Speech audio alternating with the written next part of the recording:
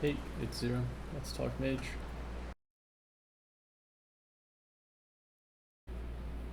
Just a disclaimer before we begin, this guide will primarily be aimed towards new or returning players that are looking for an overview of Mage. We will be covering some playstyles, some gear builds, skill builds, and a couple of entry combos. Mage, when played as a DPS, is a very versatile spec. When played in an RVR setting, your role will be to pump AoE damage on the clumps your tank makes. When played in a 1v1 setting, it can be a kiting class such as Enigmatist, or a CC Lock class like Daggerspell or Lamentor. Moving on to the armor, Paradox Gaming Network made a pretty good video about the differences between Obsidian and crafted gear.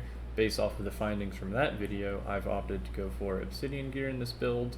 It's just 5-piece Obsidian with the GR combined belt, the Serpentis combined sleeves, and the Flaming Hatchet Blade cloak. As for accessories, I opt for the Wave necklace for more defense pen, 2 Sorcerer's earrings for magic attack, a Wave ring for cast time, a Dream ring for skill damage and magical defense pen, a Wave bow for additional intelligence, and an Obsidian flute for additional physical defense.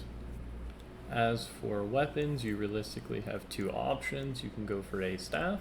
This is more preferable in the early game because it's less equipment to regrade, less gems to put in, and you get access to a decent staff from Hasla. Alternatively, you can go for a scepter shield.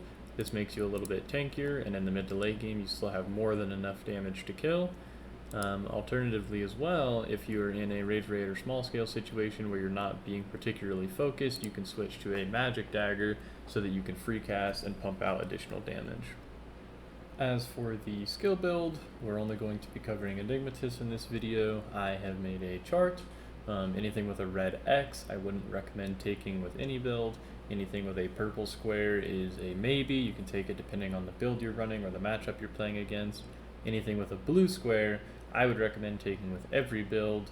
Like I said at the beginning of the video, Mage is crazy versatile, so there's a lot of purple here, and you can really tailor these builds to however you want them to play. Before we go any further into Mage combos, I want to briefly explain how God's Whip canceling works. This could honestly be its entire own video. Generally speaking though, you initiate with a God's Whip cast, and then you can weave any instant cast ability between those God's Whip casts, such as this. It's also important to understand the effect that diminishing returns has on Mage combos. As you can see here, if I open up with a Deep Freeze without leeching first, I get the full duration of sleep. However, if I start with a sleep and then Deep Freeze, as Deep Freeze counts as a sleep, I get diminished duration on my sleep from Deep Freeze. Next, we have the pretty generic Mage combo of getting a Deep Freeze and then popping a Meteor on somebody. It's worth noting that you can pop Berserk Adachi as Meteor falls here. That one's pretty rare to get. Generally, you'll be using this one where you leech into a Shadow Smite on the Frigid and then into a God's Whip cancel. You can set up the combo using Red Dragon Glider, but be careful because they can counter it like this.